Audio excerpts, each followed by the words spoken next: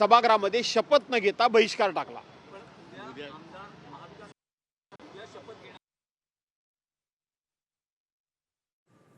शेवटी असं आमदार म्हणून शपथ ही घ्यावीच लागणार आहे, शपथ घेतली पाहिजे। आमदार म्हणून जे काही वैधानिक अधिकार आम्हाला असतात ते जोपर्यंत आम्ही शपथ घेत नाही तोपर्यंत ते वैधानिक अधिकार आम्हाला प्राप्त होत नाहीत। आणि वैधानिक अधिकार जर प्राप्त झाले नाहीत तर एक ठराविक मर्यादे पलीकडे आम्हाला जो काय ह्या एकंदरीत सिस्टीमच्या विरोधात लढा द्यायचा आहे तो देण्यामध्ये अडचणी निर्माण होतील। त्यामुळे आम्ही शपथ घेण्याचा निर्णय हा घेणार आहोत।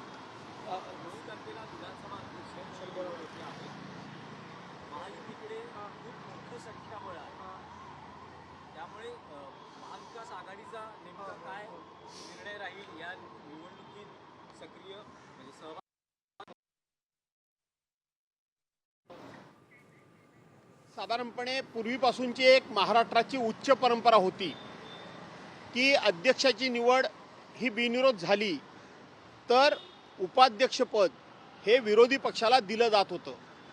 परंतु 1999 साली युतीकडून म्हणजे शिवसेना भाजपा युतीकडून एक चूक झाली। त्यांनी अध्यक्षपदाच्या निवडणुकीमध्ये बिनविरोध अध्यक्ष निवडून देण्याची प्रथा ही मोडीत काढली।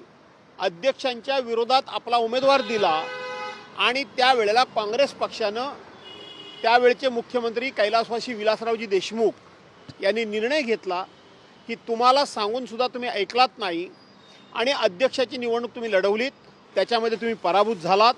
आता तुम्ही ही परंपरा मोडीत काढलेली असल्यामुळं आम्ही आता उपाध्यक्षपद तुम्हाला देणार नाही आणि त्यावेळेपासून विरोधी पक्षाला उपाध्यक्षपद देण्याची प्रथा ही मोडीत निघाली आहे। परंतु अशा प्रथा मोडीत निघाल्या असल्या तरी पुन्हा प्रस्थापित करणं आणि नवीन एक प्रथा आपण सुरू केली आणि ती चांगली प्रथा होती, त्या प्रथा सुरू केल्याचं श्रेय घेण्याची संधी या माननीय मुख्यमंत्र्यांना आहे, या सरकारला आहे। त्यांनी जर ती घेतली तर अध्यक्षाचं बहुमत त्यांच्याकडे आहेच, त्यांचा अध्यक्ष होणारच आहे। परंतु विरोधी पक्षाला उपाध्यक्षपद जर त्यांनी दिलं तर लोकशाहीचा खूप मोठा सन्मान केला असं मी समजेन। मरकडवाडीला उद्धव ठाकरे जाणार आहेत का? असं म्हटलं आहे की विरोधी पक्ष नेता ठरवण्यासंदर्भातले जे काही अधिकार आहेत किंवा तो जो निर्णय आहे तो विधानसभा अध्यक्षांचा असेल आणि तुम्हीही पक्षाकडून एक पत्र दिलेलं आहे की नेमकी प्रक्रिया काय आहेत, नियम काय आहेत? आपण अत्यंत महत्त्वाचा प्रश्न विचारलेला आहात।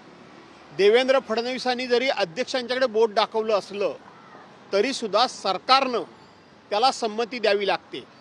माझी खात्री आहे की देवेंद्र फडणवीस विरोधी पक्ष नेत्याच्या पदाला मान्यता देण्याकरता म्हणून 2 उपमुख्यमंत्र्यांसह अध्यक्षांच्याकडं की विरोधी पक्ष नेतापद तुम्ही जर जाहीर केलं तर आमची कोणतीही अडचण किंवा विरोध असणार नाही असं मनमोकळेपणे देवेंद्र फडणवीस मुख्यमंत्री या नात्यानं सांगतील असा मला विश्वास वाटतो। याचं कारण जरी ते अध्यक्षांना अधिकार असले तरी मी पहिल्या दिवशी आपल्या विधिमंडळ सचिवांना पत्र दिलंय की विरोधी पक्षाची निवड कोणत्या नियमानुसार आणि कोणत्या कायद्यानुसार केली जाते ती सांगा।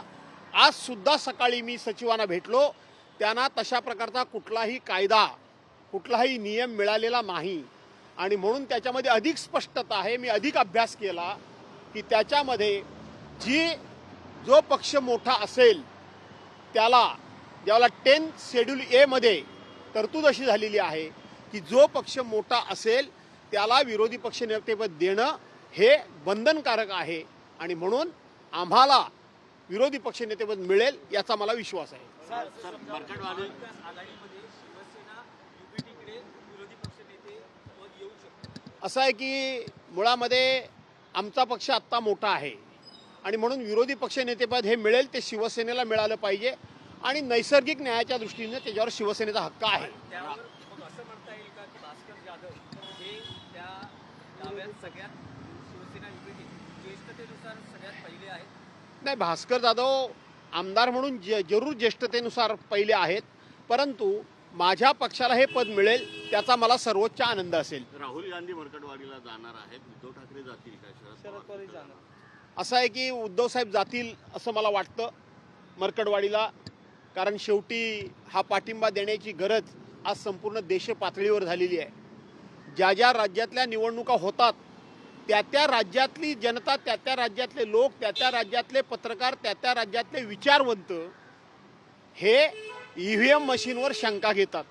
परंतु ही पहिली निवडणूक अशी आहे की महाराष्ट्राची निवडणूक झाल्यानंतर उभ्या देशानं आणि जगानं ही निवडणूक ही प्रामाणिकपणे झालेली नाही. हा विजय महायुतीचा नाही, तर हा विजय आहे तो EVM मशीनचा आहे. अशा पद्धतीची ओरड अख्खं जग करतंय, पुरा देश करतोय.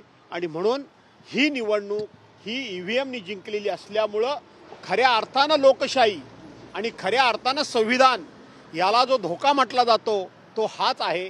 त्यामुळं या संदर्भामध्ये सर्वांनी उठाव करण्याची गरज आहे.